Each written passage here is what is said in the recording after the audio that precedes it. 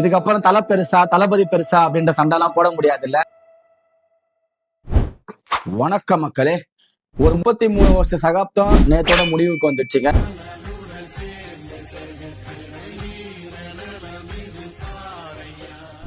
ஆமா, நேத்து மிக பிரம்மாண்டமா மலேசியால நடைபெற்ற ஜனநாயகன் ஆடியோ லான்ச் மூலமா அது முடிவுக்கு வந்திருக்கு. சோ ஒரு ஆடியோ லான்ச்சுக்கு இவ்வளவு கூட்டம் வந்தது மலேசியால இதுதான் ஃபர்ஸ்ட் டைம் அப்படின்னு சொல்றாங்க.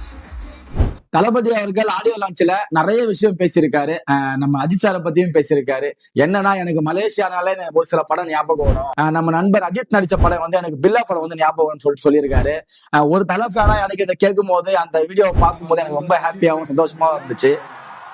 இந்த ஃபேன்ஸ் ஃபைட் எப்ப ஸ்டார்ட் ஆச்சுல்ல எனக்கு தெரியாதுங்க. எப்போ யாரோ ஆரம்பிச்சு வச்சிட்டாங்கன்னு நினைக்கிறேன். அதனால தலைக்கு காம்படிட்டர் தளபதிக்கு காம்படிட்டர் தலை அப்படின்ற மாதிரி போனதுனால என்னமோன்னு தெரியல.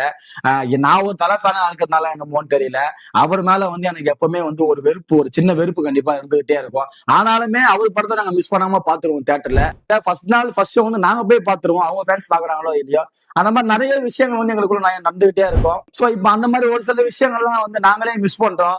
இதுக்கப்புறம் நாங்க யார காம்படிட்டர்னு சொல்றது, தளபதி அப்படின்ற இடத்துல தலைக்கு அப்புறம் இப்ப நாங்க யாரை விற்கிறது, ரொம்ப எங்களுக்கே கஷ்டமா தான் இருக்கு. சோ தலையா தளபதியா, டிஎம்கேவா டிவிகேவா, இதுக்குள்ள நான் வர விரும்பல. ஏகே ஃபேன்ஸ் சார்பா ஜனநாயகன் படம் ஒரு மிகப்பெரிய வெற்றி அடையணும்னு வேண்டிக்கிறேன். நன்றி. நான் உனக்கு தர்றது சோறு இல்ல தம்பி, இம்ப்ரமேஷன். இம்ப்ரமேஷன் இஸ் வெல்த்.